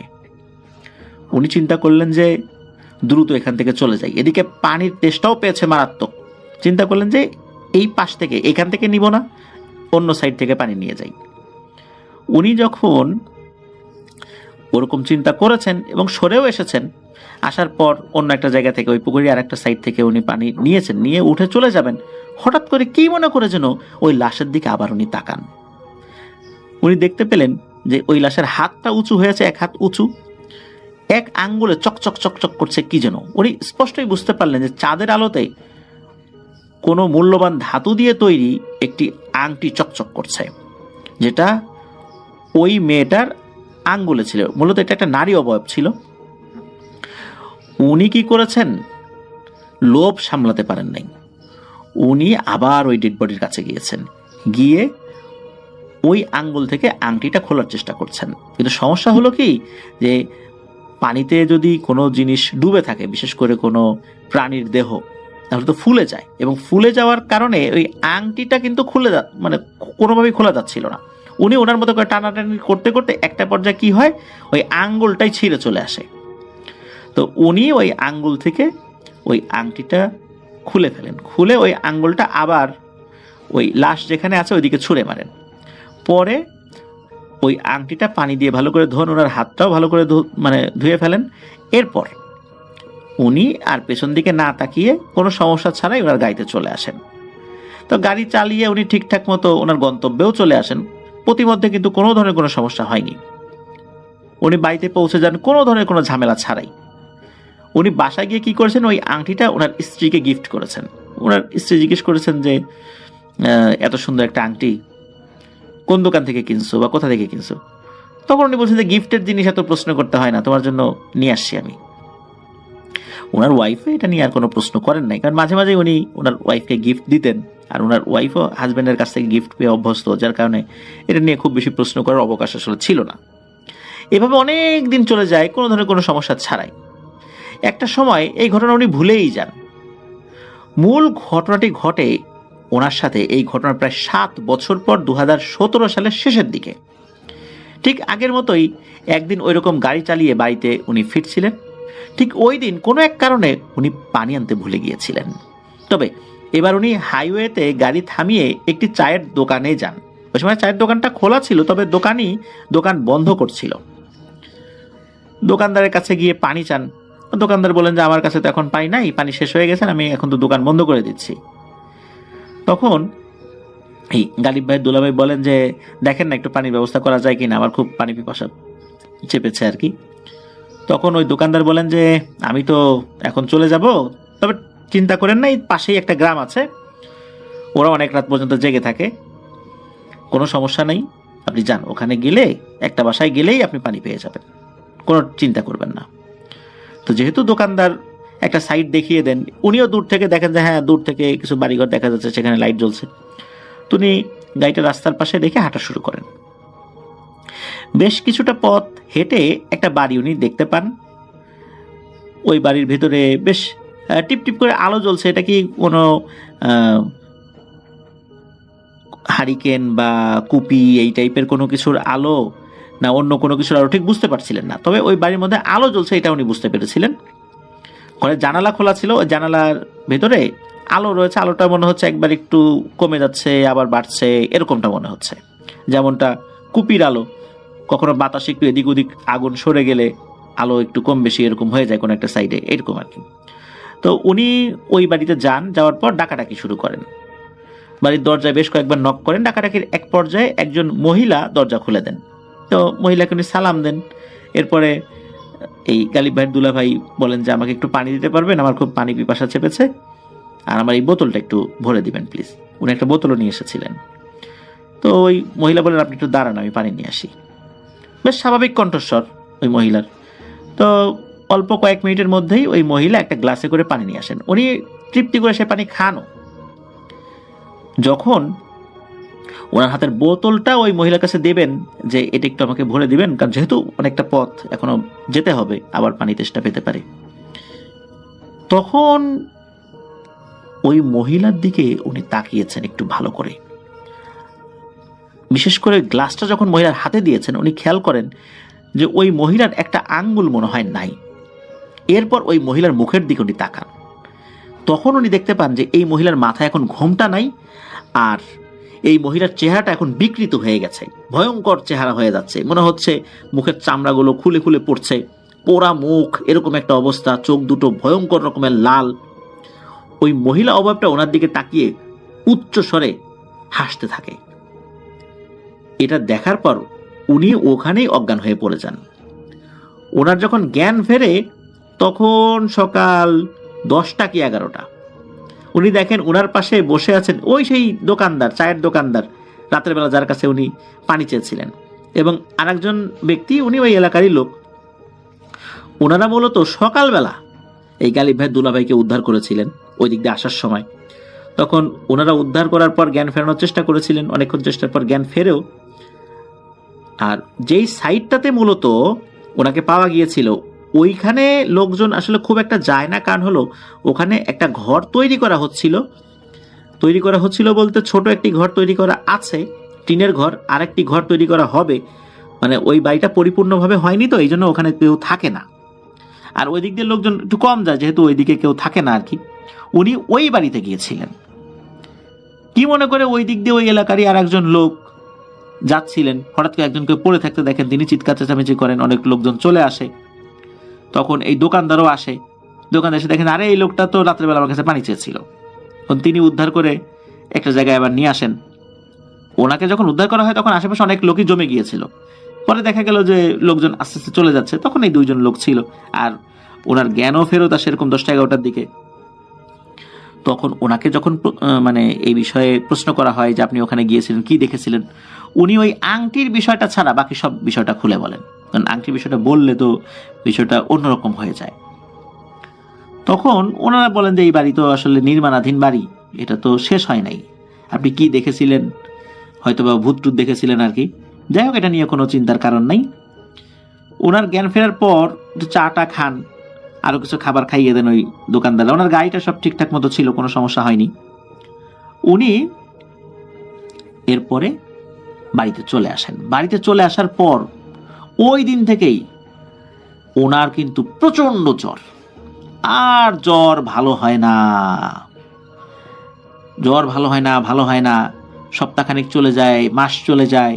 এরপরে আর একটা সমস্যা দেখা দেয়, সেটা হলো ওনার ওয়াইফ স্বপ্নে একটা ভয়ঙ্কর অবয়ব দেখেন, একটা কুৎসিত একটা নারী অবয়ব, ভয়ঙ্কর একটা অবয়ব। সেই অবয়বটা বলছে, তোর স্বামীকে বল আমার আংটি ফিরিয়ে দিতে।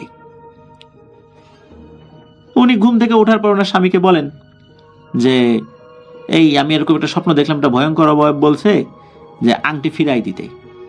উনি বললেন যে আরে কিছু না, বিষয়টা আসলে এড়িয়ে গিয়েছিলেন আর কি।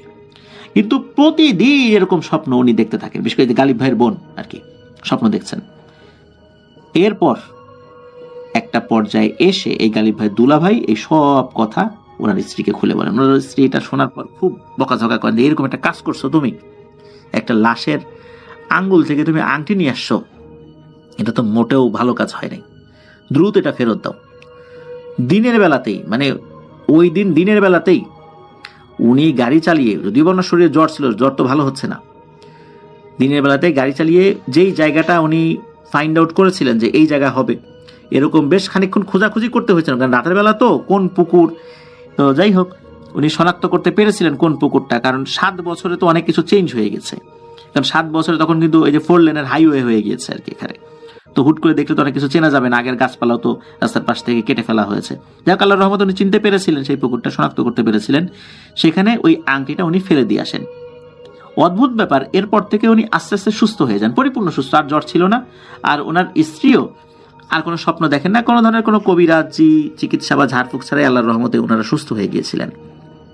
তবে একটা খটকা রয়েই যায় গালিব ভাই দুলা ভাইয়ের মনে, যে আসলেই কি উনি কোনো লাশের শরীর থেকে আংটি নিয়ে এসেছিলেন নাকি অন্য কোনো ব্যাপার ছিল। উনি পরবর্তীতে লোক লাগিয়ে ওই এলাকায় একটা তল্লাশি চালিয়েছিলেন যে আসলেই ওইখানে কোনো অপহরণের কোনো ঘটনা ঘটেছিল কিনা, কোনো লাশ উদ্ধার হয়েছিল কিনা, এই টাইপের কোনো ঘটনা ওই এলাকায় ঘটেছিল কিনা।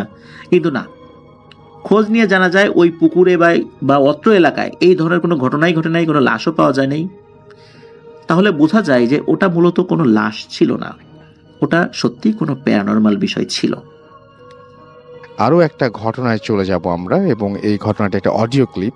চলুন শুনে আসি অডিও ক্লিপটি। আশা করছি এই অডিও ক্লিপটিও আপনাদেরকে অনেক অনেক আনন্দ দেবে। চলুন শুনে আসি। হ্যালো লিসেনার্স, আসসালামু আলাইকুম। আমি রিপন, লালমনিরহাট থেকে। আজকে যে ঘটনাটা আমি আপনাদের কাছে শেয়ার করব, সেই ঘটনাটা পাবনা জেলার পাকশীতে ঘটে যাওয়া একটি ঘটনা। ইতিমধ্যে আপনারা সবাই আফনান ভাইয়ের পাকশীর কেন্দ্রিক একটি ঘটনা শুনেছেন। এই আমার যে ঘটনাটা, সেই ঘটনাটা সেখানকার।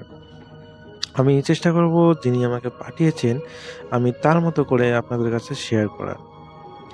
পাবনার পাকশীতে পদ্মা নদীর উপরে দাঁড়িয়ে থাকা হার্ডিস ব্রিজ আর লালন শাহ সেতু নিয়ে লোকমুখে যে কত শত গল্প প্রচলিত আছে তার কোনো হিসাব নাই। বিশেষ করে ব্রিটিশ আমলে সেই বিশাল লোহার হার্ডিস ব্রিজটি যেন এক জীবন্ত ইতিহাস, যার প্রতিটি গার্ডার আর পিলারের ভাঁজে ভাঁজে লুকিয়ে আছে গা ছমছমে রহস্য। এই ঘটনাটি আজ থেকে প্রায় কয়েকশো বছর আগে, আজ থেকে প্রায় 2-1 বছর আগে, যখন শীতের প্রকোপ ছিল বর্তমান সময়ের মতো, অন্য সময়ের মতো, মানে এখানে বোঝাতে চাচ্ছেন যে যখন শীতের প্রকোপটা বেশি ছিল, ঢাকার এক শৌখিন আলোকচিত্রী, নাম তার হচ্ছে অয়ন, সে একা একাই বের হয়েছিল পাকশীর সেই কুখ্যাত কুয়াশাচ্ছন্ন রাতের সৌন্দর্য ক্যামেরাবন্দি করতে। অয়ন জানতো যে রাতে ওই ব্রিজের উপর ওঠা নিষেধ, কারণ এলাকাবাসীরা জানতো যে এখানে অনেক ভৌতিক ঘটনা ঘটে, যার কারণে এলাকাবাসীরা রাত্রেবেলায় যেন কেউ এইখানে এসে অবস্থান করে বা এর উপর দিয়ে না যায়, এই জন্য আসলে এলাকার মানুষের একটা সতর্কমূলক ওটা নিষেধ নামে তারা সাইনবোর্ড পাশে রেখে দিয়েছিল। কিন্তু তার ভিতরে অ্যাডভেঞ্চারের নেশায় প্রবল ছিল অয়ন। সে যখন পাকশী রেলওয়ে স্টেশনের সেই পুরনো গেস্ট হাউসে পৌঁছালো, তখন রাত প্রায় 12টা। চারপাশে অনেক নিস্তব্ধ, কোনো আওয়াজ নেই, একদম নীরব। মাঝে মাঝে শুধু রেলওয়ে ইয়ারক্রেডের কামরাগুলোতে নড়াচড়া আর কুকুরের কান্না শোনা যাচ্ছিল। অয়ন তার ক্যামেরা ব্যাগ গুছিয়ে নিয়ে চুপি চুপি রেল লাইন ধরে হার্ডিস ব্রিজের দিকে এগোতে থাকলো। কুয়াশা এতটা ঘন ছিল যে নিচের হাতটাও দেখা যাচ্ছিল না, আর বাতাসের শব্দ মনে হচ্ছিল ব্রিজের লোহার খাঁচাগুলো যেন কারোর সাথে ফিসফিস করে কথা বলছে। ব্রিজের ঠিক গোড়ায় পৌঁছানোর পর অয়ন অনুভব করলো বাতাসের তাপমাত্রা হুট করে অনেক নিচে নেমে গেছে, আর এত প্রবল ঠান্ডা লাগা শুরু হচ্ছে যে বলার বাইরে। সেই সাথে একটা উৎকট পোড়া তেলের গন্ধ নাকে আসতেছে। সে যখন ব্রিজের প্রথম স্প্যান বা ধাপের উপর পা রাখলো, তখন নিচ থেকে বয়ে যাওয়া পদ্মা নদীর পানির কোনো শব্দ শোনা যাচ্ছিল না, যেন পুরো নদীটা জমে গেছে বরফে, যার কারণে কোনো স্রোতের শব্দ শোনা যাচ্ছে না।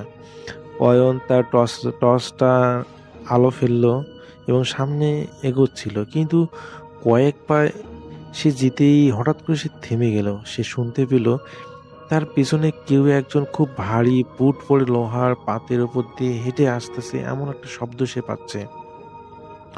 শব্দটা খুব ছন্দময়, যেন একদম তাল মেপে মেপে আসতেছে। অয়ন দ্রুত পিছনে ঘুরে টর্চ লাইটটা মারলো, কিন্তু কুয়াশার চাদরে ঢাকা আর কিছুই দেখতে পেল না। সে অনুভব করলো যে সে সময় এতটাই কুয়াশা পড়তেছিল যে টর্চ লাইটের আলোতে সামনে কিছু দূরও দেখা যাচ্ছিল না। সে ভাবলো হয়তো রেলওয়ের সিকিউরিটি কেউ হবে, তাই সে আড়ালে লুকানোর চেষ্টা করলো, কিন্তু শব্দটা হুট করে থেমে গেল। অয়ন যখন আবার হাঁটা শুরু করলো, সেই বুটের শব্দটা আবার শুরু হলো। এবার মনে হলো শব্দটা একটা নয়, বরং অনেকগুলো মানুষের পায়ের শব্দ। অয়ন তখন ভয় পেতে শুরু করলো যে এটা কিভাবে সম্ভব। আমি যখন হাঁটতেছি তখন সেই শব্দটাও মনে হচ্ছে যে হাঁটতেছে, অথচ সে আশেপাশে টর্চ লাইট দেখলে কোনো কিছুই দেখতে পাচ্ছে না। সে খুবই ভয় পেল। সে হার্ডিস ব্রিজের মাঝখানে একটি পিলারের কাছাকাছি এসে পৌঁছানোর পর দেখলো রেল লাইনের উপর একটি ম্যানুয়াল ট্রলি দাঁড়িয়ে আছে, যা ব্রিটিশ আমলে রেল কর্মীরা ব্যবহার করত। টলিটার উপরে কি আসলে কেউ নেই, কিন্তু সেটা নিজে থেকেই ধীরে ধীরে নড়ছে। অয়ন অবাক হয়ে ক্যামেরার ফ্ল্যাশ দিয়ে একটি ছবি তুলল। ফ্ল্যাশের সেই এক মুহূর্তের আলোতে সে যা দেখলো তাতে তার রক্ত হিম হয়ে গেল। সে দেখলো টলিটির চারপাশে 4 জন মানুষ দাঁড়িয়ে আছে, যাদের পরনে খালি রঙের পুরনো ব্রিটিশ ইউনিফর্ম, কিন্তু তাদের কারোরই ঘাড়ের উপর মাথা নেই। এটা দেখে অয়ন এতটা পরিমাণ ভয় পায় যে সে কি করবে সে বলতে পারতেছে না। সে আরো যেটা দেখলো যে সেই মাথাবিহীন মানুষগুলো সে টলিটা ঠেলতেছে, বরং টলিটি তার শরীরের ভিতর দিয়ে পার হয়ে যাচ্ছে। কিন্তু সে মানুষগুলো মানে এতটা অবয়বের মতো, সে যখন দেখলো যে টলিটা হলো সেই মানুষগুলো যখন ঠেলতেছে, আর তার সামনে থাকা মানুষগুলোর উপর দিয়ে সেই টলিটা যাওয়ার পরও দেখা যায় সেই মানুষগুলো সেখানেই ঠাই দাঁড়িয়ে আছে, মনে হচ্ছে মানুষের ভিতর দিয়ে সেই টলিটা যাচ্ছে। এটা দেখে অয়ন বুঝতে পারলো যে এগুলো কোনো স্বাভাবিক মানুষ না, এগুলা অস্বাভাবিক কিছু, এবং সে অস্বাভাবিক একটা সমস্যার মধ্যে পড়েছে। সে আর কোনো কিছু চিন্তা না করে দ্রুত পায়ে দৌড়ানোর চেষ্টা করলো। কিন্তু সে যখন দৌড়ানোর চেষ্টা করলো তার পা গুলো মনে হচ্ছিল যে গতিই নাই। সে প্রাণপণে ছোটার চেষ্টা করছে, কিন্তু তার আসলে পা গুলো মনে হচ্ছে দৌড়াচ্ছে না, সে পাতের সাথে মনে হচ্ছে আটকে গেছে। তো এমন সময় হার্ডিস ব্রিজের সমান্তরালে থাকা লালন শাহ সেতু থেকে একটি ট্রাকের হর্ন বিকট শব্দে ভেসে এলো। সেই শব্দ অয়নের ঘোর কিছুটা কাটলো, কিন্তু সে দেখলো হার্ডিস ব্রিজের লোহার খাঁচার ওপর থেকে অনেকগুলো মানুষের ছায়া ঝুলে আছে। এখানে অনেক মানুষই আগে থেকে বলতো যে ব্রিজের কাজ চলার সময় অনেক শ্রমিক নিচে পড়ে মারা গিয়েছিল। আবার অনেকে বলে ব্রিজের স্থায়িত্বের জন্য যখন নরবলি দেয়া হয়েছিল সেই অশ্বশরী আত্মাগুলো যেন এখন অয়নকে চারপাশ থেকে ঘিরে ধরেছে। অয়ন দেখলো তার সামনে কুয়াশার ভিতর থেকে একটা প্রচণ্ড অবয়ব বেরিয়ে আসতেছে। লোকটা দেখতে একদম ব্রিটিশ ইঞ্জিনিয়ারদের মতো, হাতে একটা পুরনো নীল নকশা বা ম্যাপ। লোকটা অয়নের কাছে চলে আসলো এবং তার মুখহীন অবয়ব থেকে এক দীর্ঘশ্বাস ছাড়লো, যা পচা মাংসের গন্ধ বের হচ্ছিল।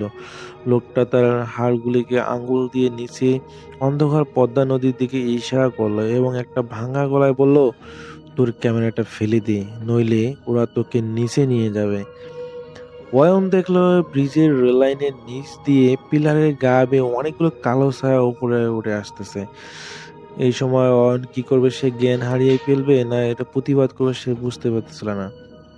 অয়ন দেখলো তারা সবাই অয়নের পায়ের দিকে হাত বাড়াচ্ছে, মানে হাঙুর পেরে পেরে চলে আসতেছে। অয়ন পাগলের মতো দৌড়ানো শুরু করলো এটা দেখে। সে ব্রিজে লোহার পাতগুলো হোঁচট খেয়ে পড়ছিল, কিন্তু সে থামেনি। সে বারবার পড়তেছিল, মনে হচ্ছিল যে তাকে পেছন থেকে বা তার পাগুলো অবশ হয়ে যাচ্ছে, সে দৌড়াতে পারছে না, এত স্লো গতি। তারপরও সে পড়ে যাচ্ছে, আবার সে উঠে আবার দৌড়াচ্ছে।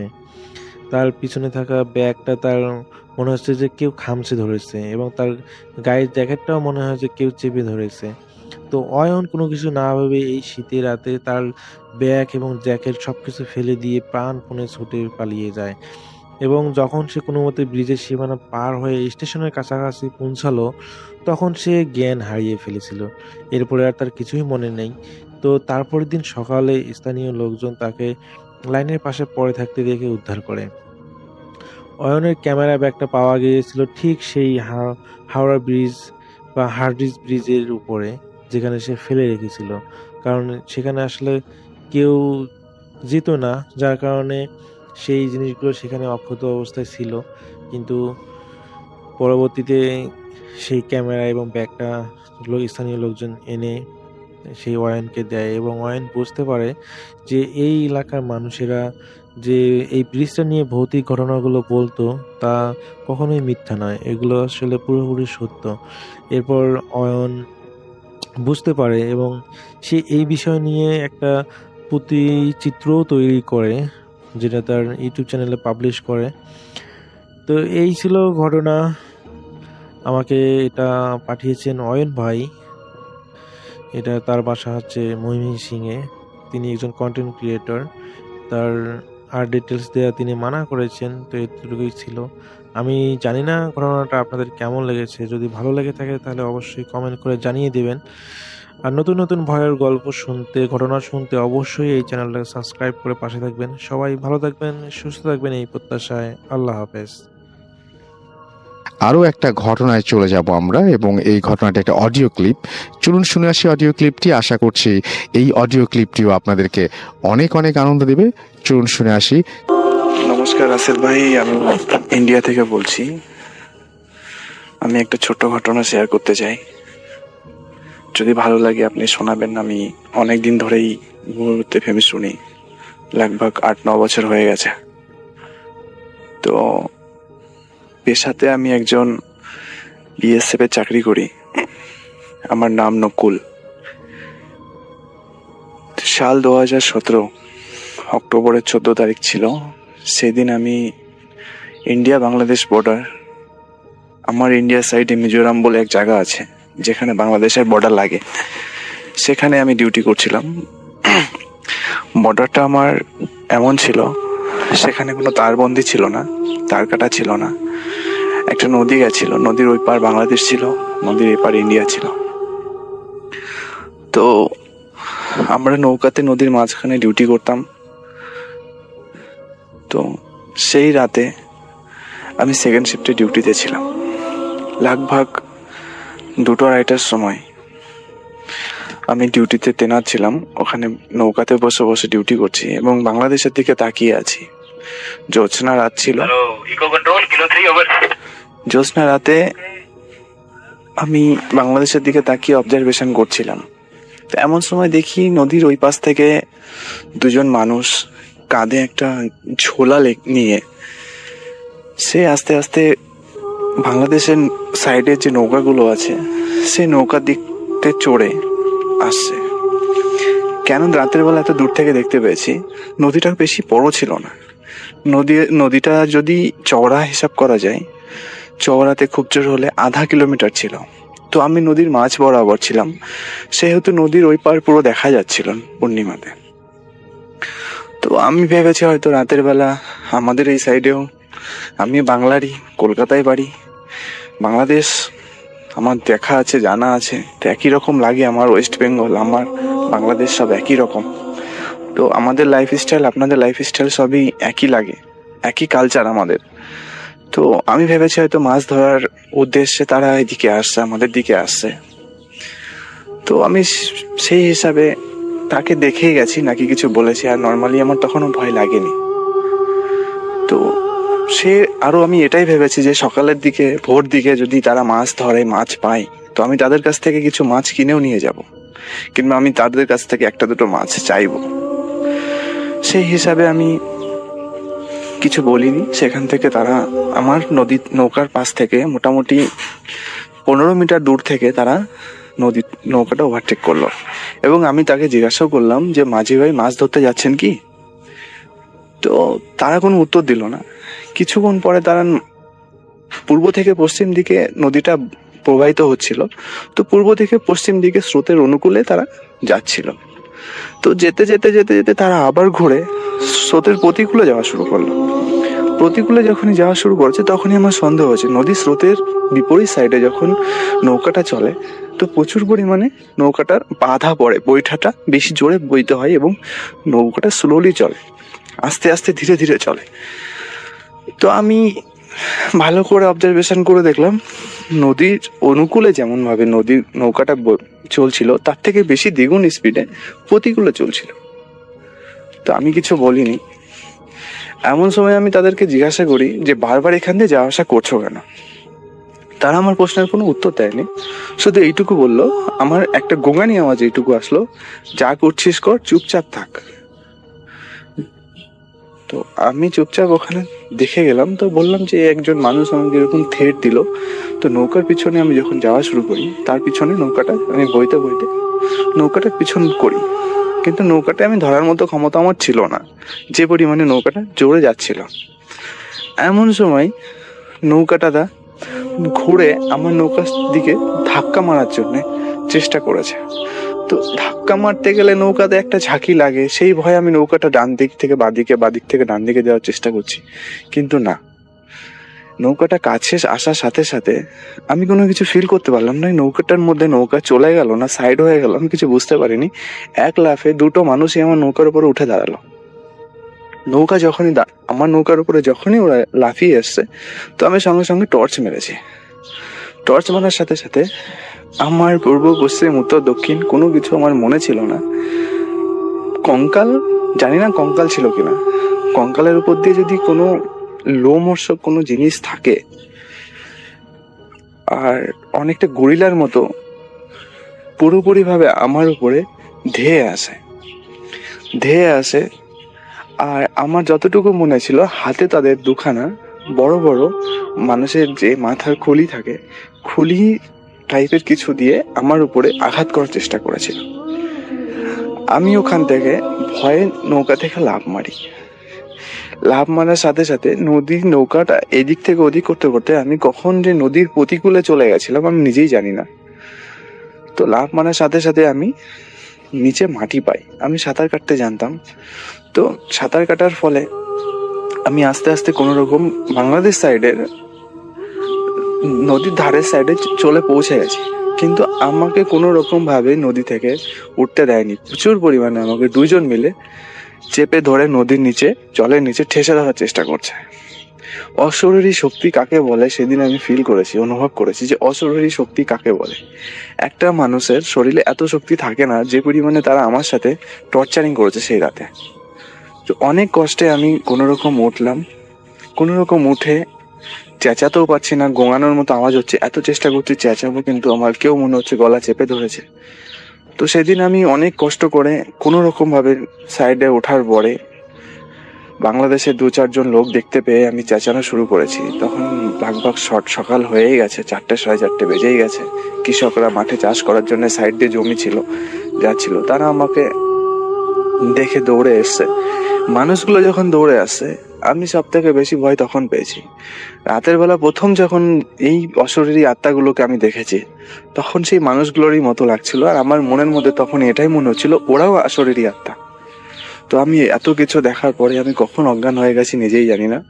সকালবেলা আমার যখন ঘুম ভাঙে তখন আমি নদীর প্রতিকূলে আছি। আপনাদের বিজিবি বর্ডার গার্ড বাংলাদেশ যারা আছে, সেই কোনো সিপাহীদের কাছে খবর দেওয়ার পরে তারা আমাকে সেখানে নিয়ে যায় এবং সবার শেষে শ্মশান মানে আমাকে ইন্ডিয়াতে ওয়াপাস করে, ফেরত দেয়। তো আমার এই ছোট ঘটনা এতটাও ভয়ানক ছিল কিনা জানি না, আপনার ভালো লাগলে আপনি শেয়ার করবেন। আর এটা আমার সাথে সত্যি সত্যি ঘটেছে, আর যেটা সত্যি আমি সেটাই আপনাকে শেয়ার করলাম। কে বিশ্বাস করলো না করলো সেটা আমার তো কোনো সমস্যা নেই, তাতে কোনো প্রবলেম নেই। কিন্তু যেটা আমার লাইফের সাথে ঘটেছে, চাই সেটা ভয়ানক হোক কিংবা খারাপ হোক কি ভালো হোক কি কম ভয়ের হোক, বাট যেটা ঘটেছে আমি আপনাকে সেটাই শেয়ার করলাম। ভালো লাগলে আপনি শেয়ার করবেন। Thank you. এই মুহূর্তে আমার সঙ্গে আছেন আপনাদের অত্যন্ত পছন্দের একজন মানুষ, যিনি হচ্ছেন আফনান ভাই। তাকে আমি বলেছিলাম এবং তিনি একটা ঘটনা পাঠিয়েও দিয়েছেন। তার সেই ঘটনাটি আমি এখন আপনাদের জন্য প্লে করছি। আশা করছি আপনাদের সবার ভালো লাগবে। চলুন শুনে আসি আফনান ভাইয়ের ঘটনাটি। প্রিয় লিসেনার্স, আসসালামু আলাইকুম। আমি আফনান, আশা করি সবাই ভালো আছেন, সুস্থ আছেন। এখন যার ঘটনা আপনাদের সাথে শেয়ার করব, এই মাহিন মিয়া যিনি আমাদেরকে ঘটনা পাঠিয়েছেন, ওনার দেশের বাড়ি নরসিংদী জেলার মাধবদী উপজেলার পাইকারচর ইউনিয়নের মেঘনাবাজার গ্রামে। চলুন ঘটনায় চলে যাই। ঘটনাটি ঘটেছিল 2001 কি 2 সালের দিকে। এই মেঘনাবাজার গ্রামেরই ঘটনা এটা। ওখানে সুতা থেকে কাপড় তৈরি করার বিভিন্ন মেশিন রয়েছে, এগুলোকে পাওয়ার লুম বলা হয়। ওই গ্রামেরই একজন ব্যক্তি, নাম মোহাম্মদ আবুল মিয়া। এই আবুল মিয়া উনি ঘটনাটি এই মাহিন মিয়া ভাইকে দিয়েছিলেন। তো যার সাথে ঘটে তার নাম হচ্ছে আব্দুল্লাহ। এই 2001 কি 2 সালে এই আব্দুল্লাহ পাওয়ার লুমে কাজ করতেন। আর ওই সময়ে নরসিংদীতে বিদ্যুৎ সাপ্লাই এখন যেরকমটা রয়েছে, আগে এতটা ছিল না। ঘন ঘন ইলেকট্রিসিটি চলে যেত, রাতের বেলা প্রায়শই ইলেকট্রিসিটি চলে যেত। আর পাওয়ার লুম কিন্তু এটা 24 ঘন্টাই কাজ করতে হতো আর কি। বিভিন্ন জন বিভিন্নভাবে কাজ করতেন, কেউ ডে শিফটে কাজ করতেন, কেউ নাইট শিফটে কাজ করতেন। কেউ 7 দিন ডে শিফটে করতেন, 7 দিন নাইট শিফটে করতেন, এইভাবেই প্রত্যেককেই নাইট শিফটে কাজ করতেই হতো। এই যে আব্দুল্লাহ ভাই, তো ওনারা হচ্ছে 2 ভাই, একজনের নাম আব্দুল্লাহ আর একজনের নাম হলো আব্দুল মান্নান। এই 2 ভাইয়ের সাথে আবার বনিবনা হচ্ছিল না, 2 ভাইয়ের সাথে জমি জমা নিয়ে বিভিন্ন ইস্যুতে ঝগড়াঝাটি মারামারি লেগেই থাকতো আর কি। যদিও বা 2 জনের বাড়ি পাশাপাশি, কিন্তু কেউ কারোর সাথে ওভাবে কথা বলতেন না, খুব দরকার ছাড়া আসলে কথা বলতেন না, কারণ পারিবারিক ইস্যুতে তো ঝগড়া লেগে থাকতো এই জন্য আর কি।